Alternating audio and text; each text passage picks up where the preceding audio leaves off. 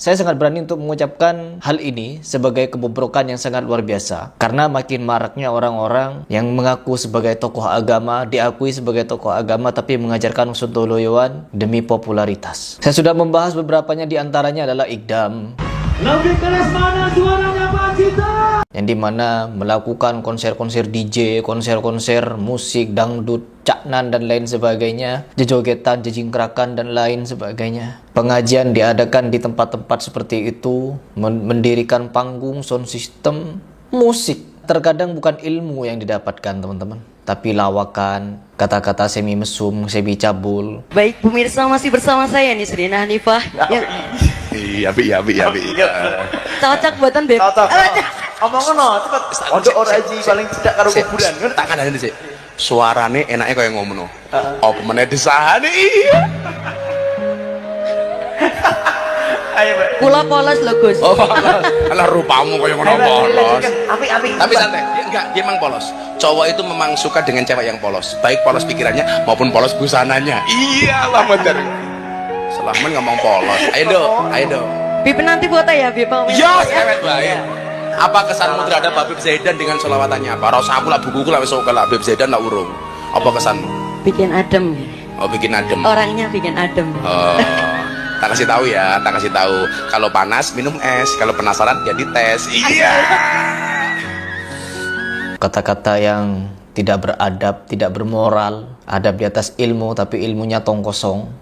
Ya Allah. Ketika kita membahas seperti ini, kita dianggap orang yang mengaku merasa paling benar, paling suci, tidak pernah salah. Wahabi jatuhnya. Ini adalah teriakan dari ahlul bidah, yang dimana mereka ini tidak mau memperbaiki diri untuk marwah Islam. Jangankan orang Islam, kita akan menyaksikan teman-teman bahwa orang-orang non-muslim pun mereka mengharamkan rokok. Sedangkan di kalangan Islam tersendiri, mereka yang katanya mengaku sebagai orang pengamal ilmu, di depan kitab, di depan buku yang isinya ilmu pengetahuan, perkataan mulia dari Allah Subhanahu wa taala dan beserta Rasulullah sallallahu alaihi wasallam, mereka rokok-rokokan. Ya Allah. Dan ini maraknya kebobrokan dan kesontoloyoan yang saya maksud tadi. Mereka mengaku sebagai pengikut Al-Imam Asy-Syafi'i, bermazhab Asy-Syafi'i, tapi mereka banyak menentang aturan dari Imam Asy-Syafi'i. Imam Asy-Syafi'i mengharamkan musik, mereka bermusik-musik ria sambil jejogetan, ya. Bersolawat diiringi musik langsung jejogetan.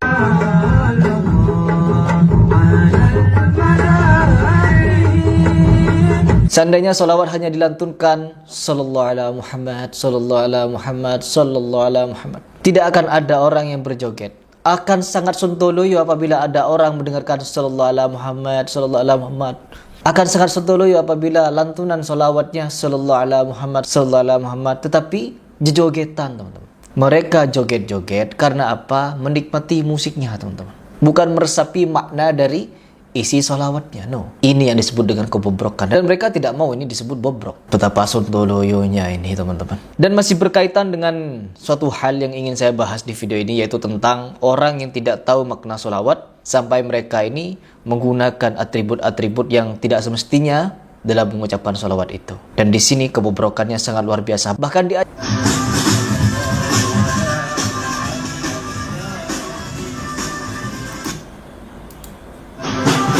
perhatikan teman-teman, ini drum band. Drum band ini kita tahu datangnya dari mana dan dibudayakan di Indonesia, dimainkan oleh anak bangsa kita untuk membuat keramaian di tempat umum. Dan agar keramaian itu bisa dianggap benar, maka disisipkanlah kalimat-kalimat sholawat. Lalu apa yang terjadi? Digoyangin sama perempuan-perempuan seperti ini. Perempuan itu seharusnya di rumah, perempuan itu seharusnya diam, bukan melenggak-lenggok di depan umum, apalagi sambil bersolawat seperti ini. Saksikan teman-teman kebobrokan anak bangsa kita. Tuh, saksikan teman-teman betapa sontoloyonya mereka ini. Tuh. Apa gak paham makna sholawat? Siapa yang mengajarkan orang-orang seperti ini?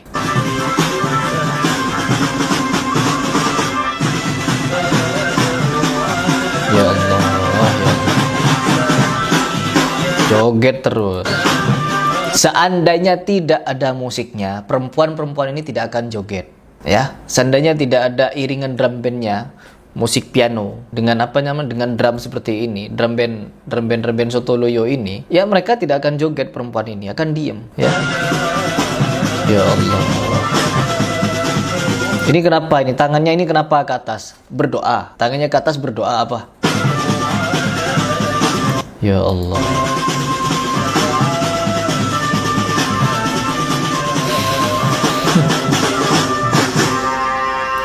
Jangankan mereka yang awam, orang-orang yang jelas datang kepada pengajian, nonton kiai di depannya, nonton ustadz di depannya. Ketika ditabuh itu alat musik, meskipun liriknya berisi sholawat, joget mereka, teman-teman.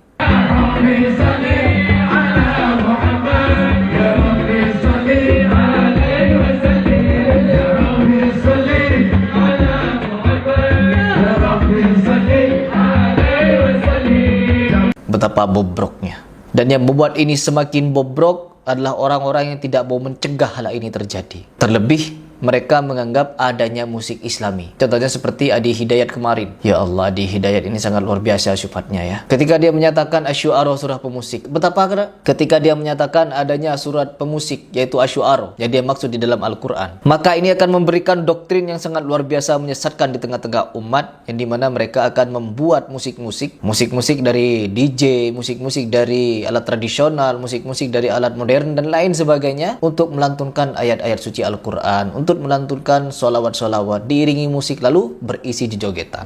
Nanti mereka akan beralibi, ya, memang benar kita itu mengatakan Asy-Syu'ara surah pemusik. Musik itu benar ada pemusik yang beriman dan lain sebagainya. Apapun bentuk musiknya teman-teman, isinya seperti apapun, musik akan membuat orang joget, Dan fakta teman-teman, musik, orang ketika mabuk diiringi dengan musik semakin nikmat mabuknya. Intinya musik, jenis apapun musiknya, meskipun ya ingat sakit, ingat mati dan lain sebagainya, ataupun apa lagu-lagu yang dilantunkan oleh Wali Band itu, meskipun liriknya isinya berisi nasihat kebaikan untuk semakin bertakwa kepada Allah, tapi yang terjadi di lapangan ketika orang mendengarkan musiknya teman-teman, apa yang terjadi? Itu sebagai reminder diri aja. Reminder. Kalaupun misalnya suatu saat ada yang tergerak suatu saat ada yang tergerak, jadi itu apa namanya, hidayah dari musik, yang mendapatkan hidayah dari musik yang dibawakan oleh Faang Wali. Itu bonus aja dari Allah. Bonus. Tuh lihat, apakah seperti ini yang disebut dengan hidayah? Semua penonton konser dari Wali begini teman-teman. Tergerak. Ketika dinyanyikan lagu Rabbana Atina Fid Dunya Hasanah, bukan berdoa dengan setulus hati, mengingat akan kemaksiatan, mengingat akan dirinya yang ikhtilat di bawah, mengingat yang dimana mereka ini menyia-nyiakan waktu. Tapi apa mereka? Joget teman-teman.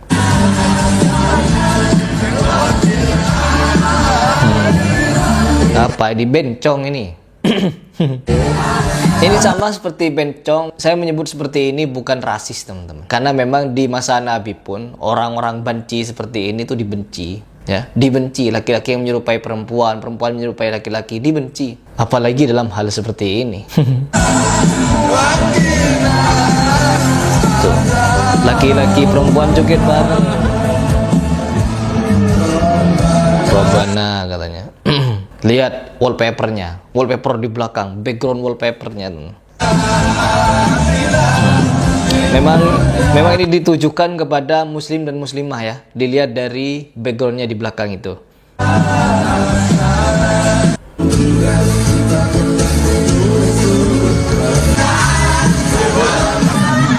Lihat musik-musiknya.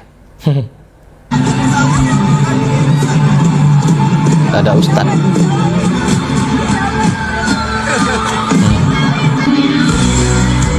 Nah ini yang dimaksud.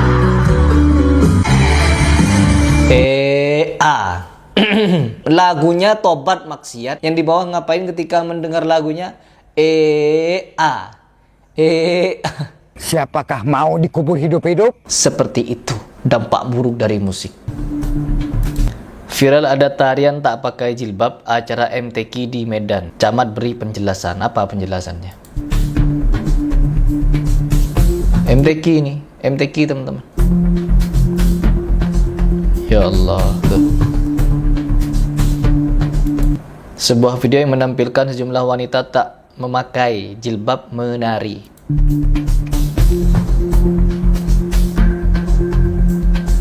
Tarian yang dilakukan oleh perempuan itu sejatinya untuk menghibur laki-laki. Perempuan yang menari-nari. Tarian perempuan untuk menghibur laki-laki, teman-teman. Jadi kenapa ada tokoh agama membiarkan perempuan-perempuan nari-nari seperti itu? Seperti apapun tariannya.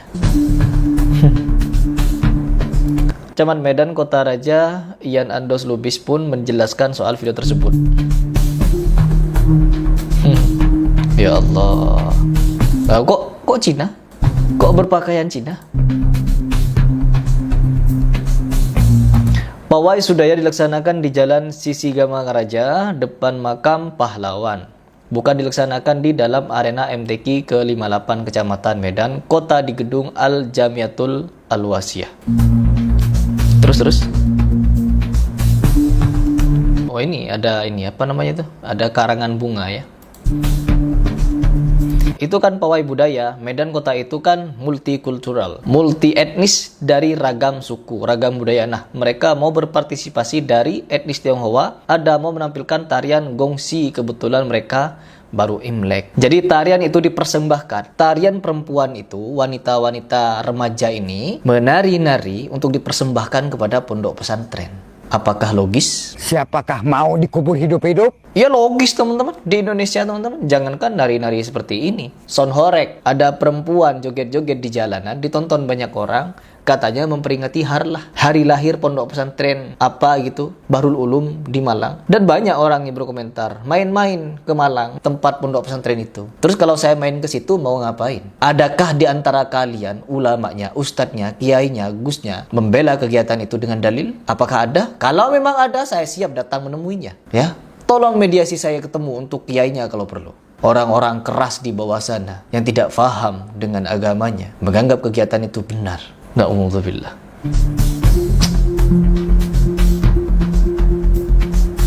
Ya. Dia mengaku tidak mengetahui jika ada penampilan tersebut. Tidak tahu katanya, tapi ditonton. Nggak tahu tapi ditonton, teman-teman. Etnis Tionghoa itu juga disebut langsung pulang usai pawai dan tidak ikut ke lokasi acara MTQ.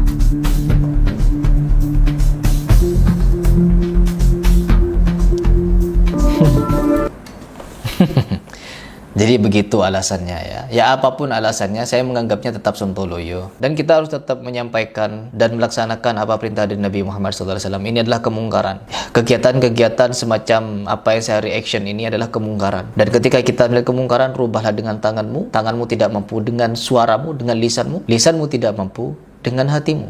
Doakan. Dan doa adalah selama-lamanya iman. Apapun tafsiran dari hadis ini, orang yang berakal, orang yang lurus pasti akan memahami bahwa hadis ini perintah kita untuk berdakwah. Setiap manusia diwajibkan untuk berdakwah. Wajib hukumnya. Ya akan selalu saya sampaikan bahwa video Harry Pras dibuat untuk ngajak orang mikir. Kecuali orang yang tidak punya otak, bukan untuk mereka ini.